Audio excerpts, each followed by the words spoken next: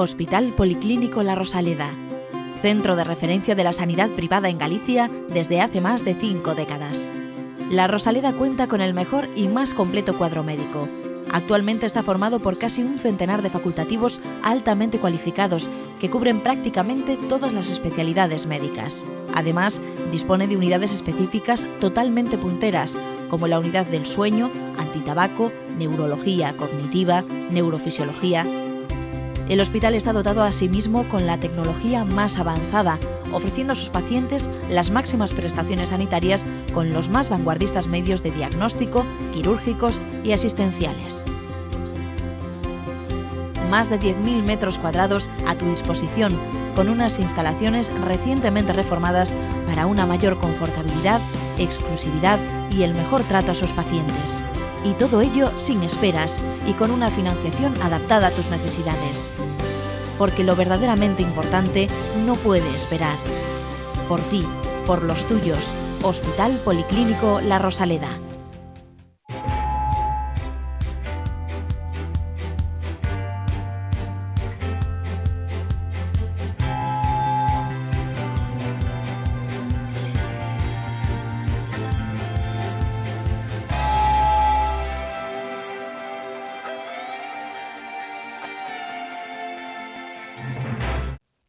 ¿Qué tal? ¿Cómo están? Bienvenidos una semana más a Falando de Saúde, este espacio de salud, como bien indica su nombre, que todas las semanas se asoma en sus pantallas a través de Correo Televisión. Hoy no tengo a Ignacio para que se meta conmigo y me diga si esas cosas, bueno, también me dice algunas cosas buenas, las cosas como son. Así que, sin más, paso a detallarles el sumario del programa de hoy. Hoy en Falando de Saúde, entrevista a un traumatólogo de La Rosaleda. En La Gente Pregunta, los espectadores plantean sus dudas sobre patologías de la cadera a lo largo del crecimiento del niño. Y por último, desde la unidad de enfermería de La Rosaleda, nos hablarán de heridas, lesiones y contusiones. Pues bien, ya ven que el programa de hoy va a ser un poquito más breve que en ocasiones, pero va a ser variado. Y como han podido observar, el tema de hoy se centra sobre todo en los niños, concretamente en las patologías de la cadera durante la etapa de crecimiento. Y para eso tenemos a un experto de La Rosaleda que nos acompaña, que ya estuvo alguna otra ocasión, doctor Jesús Pino Mínguez. Buenas tardes. Buenas tardes, muchas gracias por haberme invitado, encantado de estar aquí con vosotros. Igualmente, doctor. Es obvio preguntarle, bueno, pues cómo está compuesta la cadera y sobre todo la importancia que esta tiene en nuestro cuerpo. Sí, la cadera yo creo que es una de las articulaciones más importantes del organismo, tanto por su patología, tanto en la infancia que incluso y como en los adultos y en los ancianos. Calcule que el número de artroplastias, de prótesis de cadera que ponemos los traumatólogos es muy grande, eso es una patología muy frecuente. Pero nunca hemos hablado mucho de la patología de la cadera en el crecimiento, que es muy variada, es importante y yo creo que crea a los padres una grave inquietud. Y luego es importante también que tenemos que pensar que ciertas patologías van a aparecer solo en determinadas edades, o sea, lo podemos definir como la patología de la cadera en crecimiento, como un famoso libro que hay de un autor francés de ortopedia, el doctor Pous. O sea que nos va... Vamos a hablar un poquito a lo largo de distintas patologías que van a aparecer. Veo que habéis traído una lámina de anatomía de la cadera es una articulación, como pueden ver. ¿Qué vemos ahí? Bueno, es una radiografía de la pelvis con la cadera, en la que vemos la cadera es una articulación esférica que se articula con el acetábulo. Yo a los pacientes les explico, imagínense una bola que se articula con una copa y eso evidentemente lo podemos mover en todos los grados del espacio, ¿vale?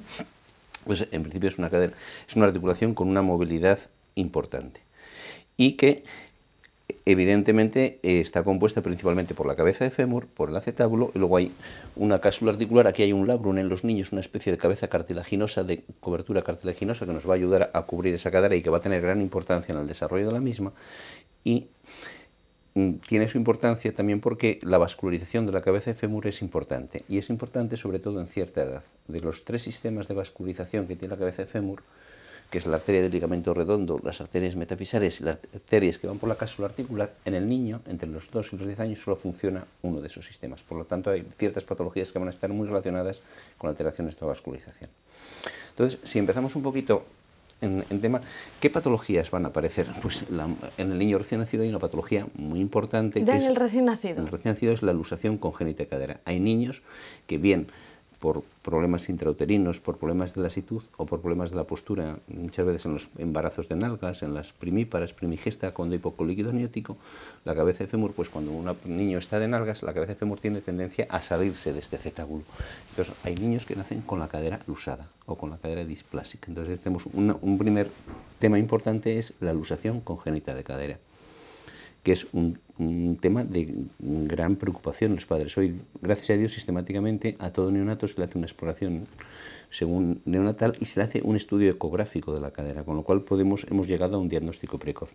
Y fíjese, eso tiene mucha importancia. Fíjese, yo recuerdo cuando yo vine a Santiago en el año 90 con el que era mi profesor Cuceiro, que era mi jefe, que falleció hace poco, pues veníamos a operar 2 o 3 caderas, luxaciones de congénitas de cadera al mes, o sea que no se hacía mucha profilaxis y veíamos muchos niños.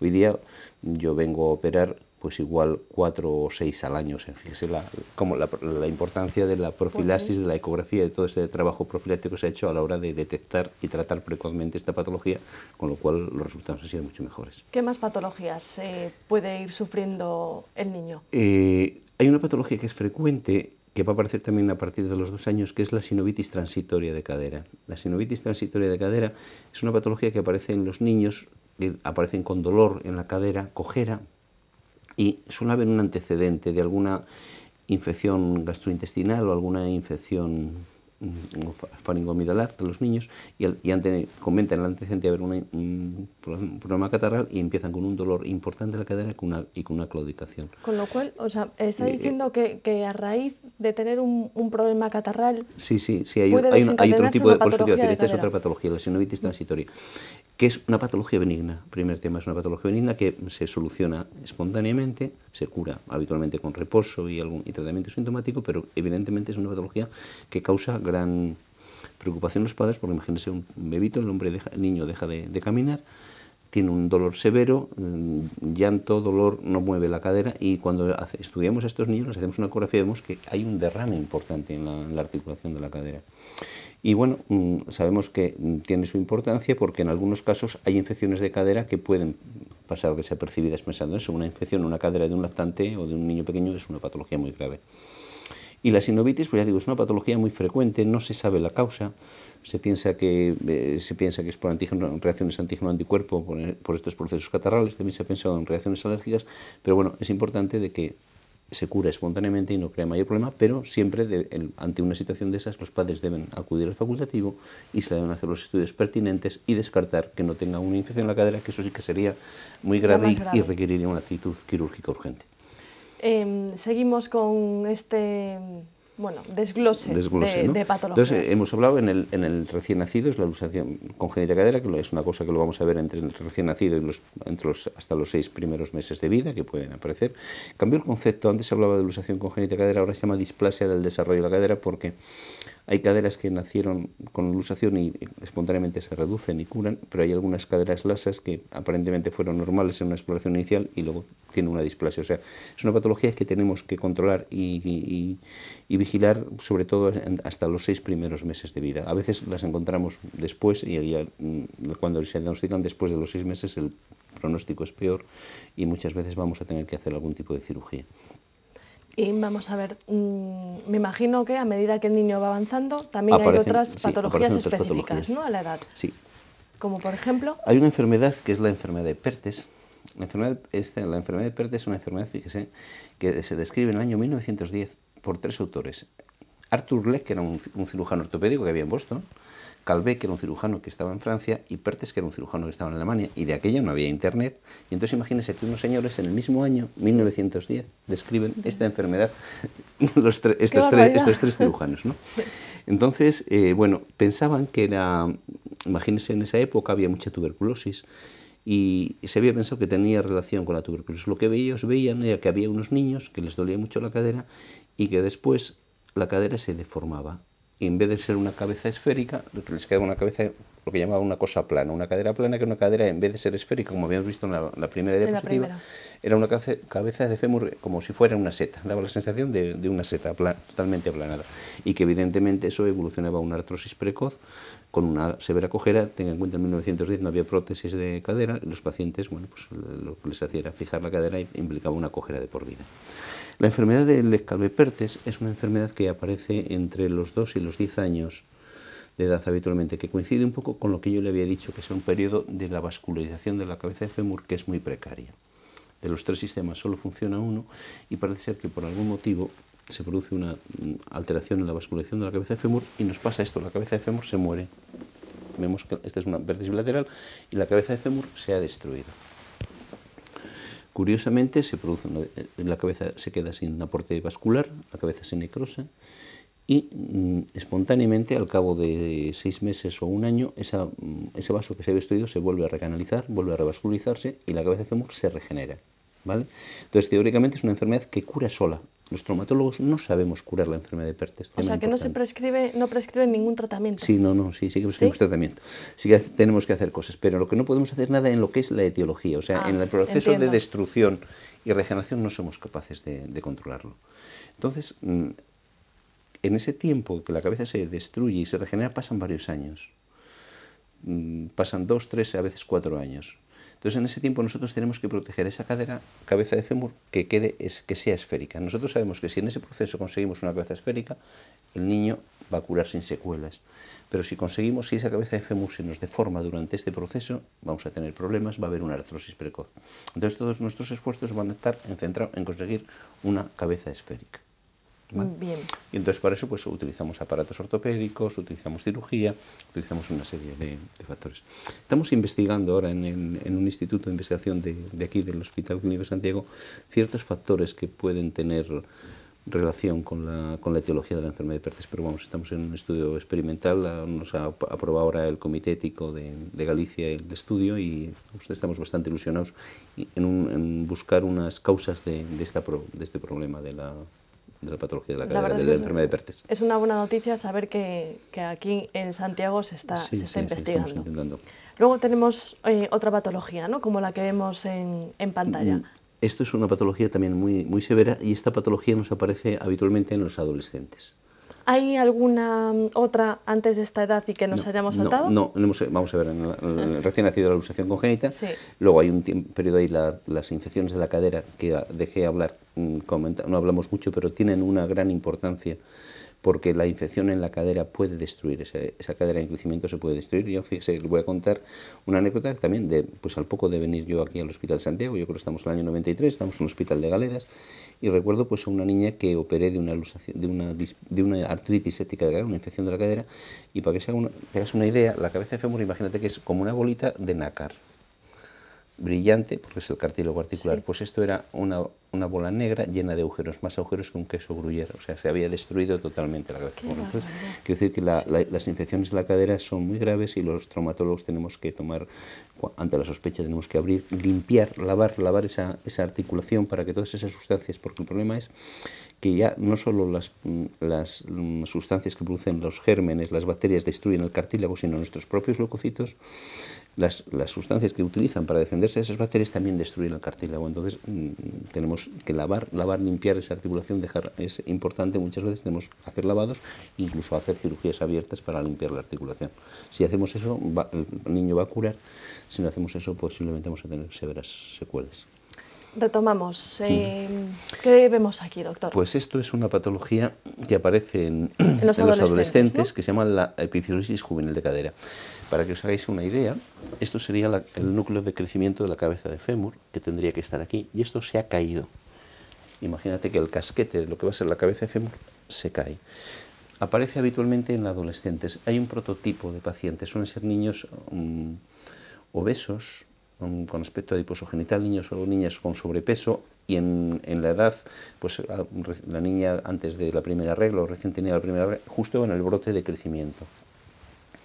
Y no se sabe la causa. de esta patología, pero sí que se sabe que es muy frecuente en estos pacientes. También lo vemos a veces en traumatismos agudos, que ahí está el cartilocrecimiento y se desprende la epífisis de la cabeza femoral y se cae. Y es una patología bastante importante, claro, porque nosotros para reconstruir esto tenemos que colocar esto aquí y fijarlo. Entonces tiene su dificultad. ¿Qué síntomas? Dolor, habitualmente es un dolor severo en la cadera con una impotencia funcional.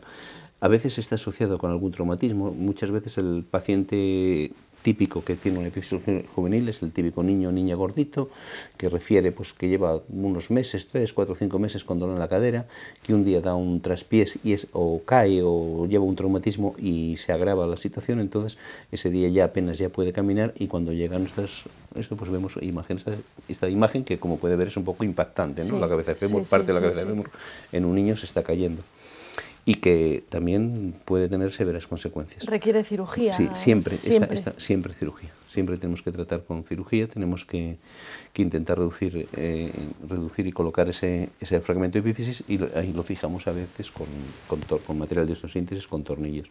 Y aún así, hecho bien el tratamiento, hay un tanto por ciento de pacientes que el cartílago sufre, se produce una lesión que se llama una condrolisis y evoluciona en una artrosis precoz de cadera. O sea que existen niños o personas muy jóvenes con artrosis. Sí, habitualmente vemos a ver, pero siempre no va a ser una artrosis primaria, sino va a ser una artrosis o bien secundaria, una luxación congénita de cadera que no quedó bien tratada, que la cabeza de fémur no quedó bien cubierta en el acetábulo, y entonces va a estar propensa a deformarse, o niños que han tenido una enfermedad del Legg-Calvé-Perthes que ha evolucionado mal. La enfermedad del Legg-Calvé-Perthes, hay una serie de factores pronósticos que sabemos. El principal factor pronóstico de la enfermedad del Legg-Calvé-Perthes es la edad. O sea, sabemos que los niños que la enfermedad que aparece antes de los 4 años, el pronóstico suele ser bueno. En cambio, la que aparece después de los 6 años, el pronóstico suele ser muy malo. Entonces, antes de 4 años, bueno. Después de los 4 años, el pronóstico es peor. Vamos a tener que casi siempre hacer alguna cosa de tipo quirúrgico, y los resultados no van a ser tan buenos. Entonces, esos niños que van mal van a hacer una artrosis precoz, y los niños que han tenido una epifisiolisis juvenil de cadera también nos van a hacer una artrosis precoz, que va a implicar, bueno, pues posiblemente tener que poner una prótesis que ponemos habitualmente en pacientes de 60, 70 años, igual ponerla a los 20, 30 años. Caramba. O incluso antes. Para terminar lo que es el recorrido un poco por estas patologías, ¿qué nos dice de la displasia de cadera, que algo ya estuvo comentando pues al principio de la entrevista? Lo que decíamos, la displasia de cadera es la consecuencia de que cuando no se trató bien o no evolucionó bien una luxación congénita o incluso una enfermedad de Perthes. Y volvemos un poco, se dice displasia cuando la copa, el acetábulo, no ha cubierto bien a la cabeza de fémur. Si la cabeza de fémur no está bien cubierta, esa cabeza de fémur se va a deteriorar, y vamos a evolucionar pues a lo que vemos ahí, que es una severa artrosis de cadera, posiblemente secundaria a una displasia con una prácticamente anquilosis. Aquí fíjese que prácticamente no se ve ningún espacio articular, y que la única opción de esa situación es una prótesis. Y una vez que el niño ha sido tratado, tiene que mantener, digamos, unas precauciones durante toda su vida, tiene que someterse a revisiones. Vamos a ver, habitualmente son niños, yo suelo vigilarles hasta que termine el crecimiento, las luxaciones congénitas de cadera, aunque luego lo vamos espaciando. Pero una luxación congénita de cadera sí se curó, y es una cosa que no deja secuelas de por vida. La sinovitis transitoria, lo mismo. La enfermedad del Legg-Calvé-Perthes, hay una clasificación, se llama la clasificación de Stulberg, que viene a decirnos cómo quedó la cabeza de fémur, y que juega un poco con los factores que yo le decía antes, con la esfericidad y con la cobertura. Entonces, valorando las variables de cómo está cubierta la cabeza y lo esférica que está, hay una clasificación de Stulberg en la cual el grado 1 y grado 2 van a ir bien y los otros van a ir mal hacia una prótesis. Entonces, esos niños, evidentemente, sí que les vigilamos. Muchas veces intentamos hacer alguna cirugía paliativa, llamo cirugías paliativas en situaciones graves, no poner una prótesis a los 14 años, intentar retrasarlo, y para conseguir eso pues a veces tenemos que hacer algún tipo de cirugía, descender el trocánter mayor, jugar algún tipo de esto, pero asumiendo que eso, lo que estamos haciendo simplemente es ganar tiempo. Si vemos esta imagen, se escucha de todo, que el niño pues realmente no va cómodo y que puede sufrir una patología a corto o medio plazo. Tenemos aquí el experto. Pues, el niño puede ir en ese Puede ir portabebés? perfectamente, yo creo que es una buena manera. Fíjese, se lleva ¿Sí? muchas veces a las madres que han tenido una displasia de cadera leve, que bueno, que igual no le hemos puesto ningún dispositivo de contención. Les digo, cójanlo como lo que llevan los niños o los gitanos, con las piernas abiertas. Suele coger al niño como con las piernitas Sí. abiertas. Entonces esa es una situación buena. De hecho, fíjese que, o fíjate, las ortesis que ponemos en los niños que han tenido luxación congénita de cadera, lo que intentamos mantener es las piernas separadas para que la cabeza de fémur, vamos a ver, si yo la cabeza de fémur, si las piernas están separadas, es como más centrada la tengo en el acetábulo. En cambio, si la pierna está estirada, tiende al usarse o a estar peor cubierta. O sea, siempre ante una patología de la cadera, cuanto más abierta está la pierna, mejor va a ser para el paciente. Imagino que en este tipo de patologías lo importante siempre es la prevención, Sí. pero en este caso es posible, o sea, ¿un niño puede prevenir una patología de cadera? Vamos a ver, tenemos que descartar que no haya ninguna de estas patologías que hemos hablado. Claro. Si la cabeza está bien cubierta y no ha habido ninguna displasia, no hay ningún problema. El niño puede hacer todo tipo de deporte, pero tampoco hay deportes que digas que sean malos para la cadera. Igual que para la columna, sí podemos pensar que hay deportes que pueden ir mejor o peor. Para la cadera, cualquier tipo de deporte en principio es bueno. O sea que yo creo que no había ninguna restricción, pero sí que hay que hacer una buena profilaxis, diagnosticar las patologías antes de que vaya nada más. ¿Y qué me dice del componente genético? ¿En este caso es importante? Vamos a ver, en ciertas patologías sí, por ejemplo, pues en la luxación congénita de cadera sí que se sabe que pacientes que han tenido antecedentes en su familia de luxación congénita de cadera puede ser más frecuente, ¿no? La enfermedad de Perthes sabemos que es más frecuente en determinadas razas. O sea, por ejemplo, en los negros es muy raro la enfermedad de Perthes, pero es más frecuente en caucásicos, en esquimales, en chinos. O sea, ciertas razas sí que hay predominio racial. Y lo que habíamos visto, la epifisiolisis, no, ahí está la relación más con el sobrepeso, con el niño adiposo genital y con el brote de crecimiento. ¿Entiende de sexos estas patologías? ¿Afecta más a niñas que a niños? La luxación congénita es más frecuente en niñas que en niños. Se piensa que más por la lasitud.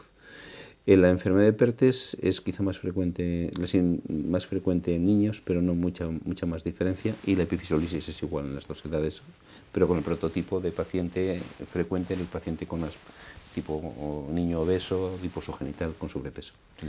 Muy bien, pues bueno, ahora ha llegado el turno de los espectadores y le haremos al doctor las preguntas que hemos seleccionado.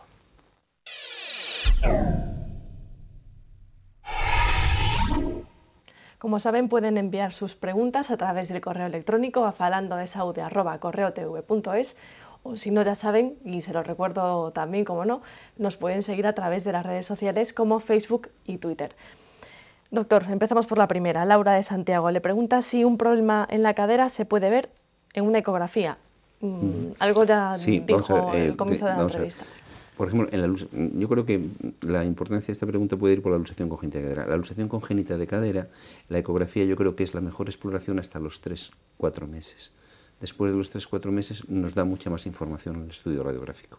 Entonces la ecografía es muy buena hasta los 3-4 meses, nos radiamos al niño, nos da muy buena información, pero luego cuando a veces tenemos que tomar alguna decisión quirúrgica o en niños mayores nos da más la radiología. En lo que es la sinovitis transitoria, evidentemente, si hay derrame en la cadera, o la más específica y menos agresiva es la ecografía de cadera. Por lo tanto, yo creo que es en la luxación muy importante hasta los 3 primeros meses.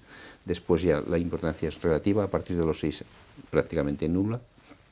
En la sinovitis transitoria siempre, y luego en el resto de patologías, Perthes, epifisiolisis, no tiene ninguna utilidad ya la ecografía. Creo que tenemos tiempo para una pregunta más. Paula de Santiago le pregunta hasta qué punto puede verse alterado el crecimiento de un niño por un problema relacionado con la cadera. Pues sí que es importante. Vamos a ver, si una enfermedad de Perthes ha quedado mal curada, a muchas veces la cabeza de fémur, podemos ver la primera. Hay un ángulo que es el ángulo cervicodiafisario. En cuanto ha habido enfermedad de Perthes, esto se ha deformado. Este ángulo, que tendría que ser más o menos, en el adulto son 135 grados, en el niño 150, veces queda prácticamente 90, lo que llamamos una cosa vara. Entonces eso implica un acortamiento importante de la extremidad. O sea, por ejemplo, pues en niños que han tenido enfermedad de Perthes o secuelas de luxaciones congénitas, sí que vemos habitualmente acortamientos de fémur. De hecho, pues hace poco, esta semana, operamos a una niña de Vigo por un alargamiento, iniciamos un alargamiento de fémur por una secuela de una luxación congénita de cadera que tenía un acortamiento de 5 centímetros.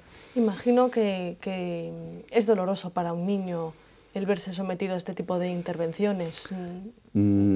¿O demuestra pues una valentía? Yo creo que lo pasan peor los padres. Lo pasan peor Yo los creo padres, que lo pasan ¿no? peor los padres. Y supongo que en vista de la explicación que nos ha dado, si un niño se queja de la cadera, hay que hacerle caso, ¿no? Hay que hacerle caso, hay que llevarlo, hay que explorarlo. Habitualmente en la exploración vamos a ver que hay una limitación de la movilidad. Siempre vamos a ver las rotaciones en las patologías de la cadera, la rotación no suele estar limitada. O sea que si un niño se queja de dolor, cojea, y si le vemos que tiene una limitación de la movilidad, bandera roja. Pues muy bien, doctor. Pues nosotros ahora nos vamos a la Rosaleda a recibir un consejo, como todas las semanas.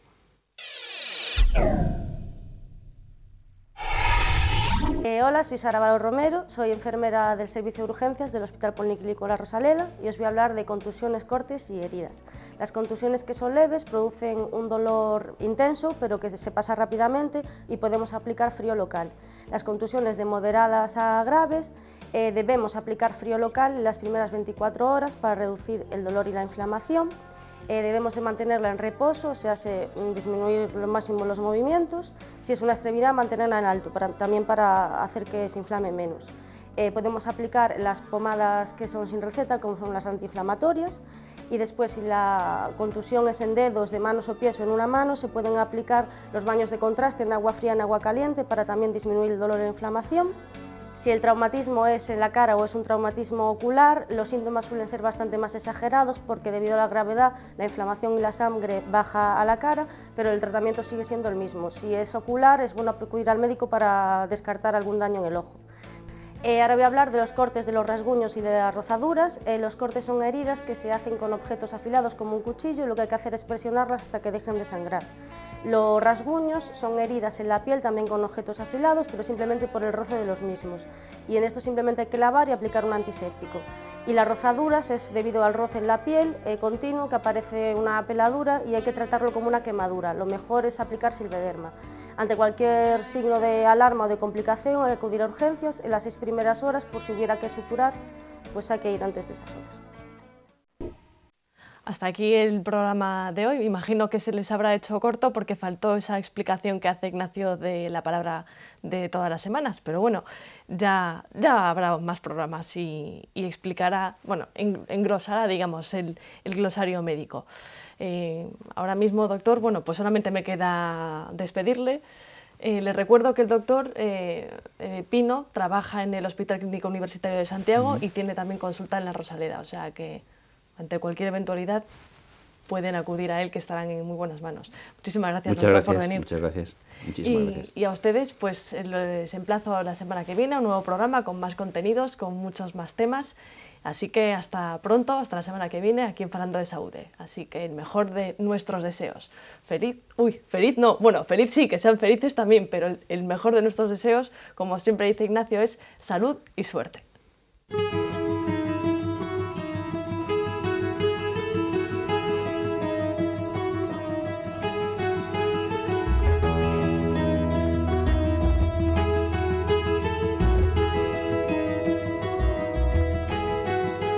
Centros Médicos La Rosaleda han patrocinado este programa.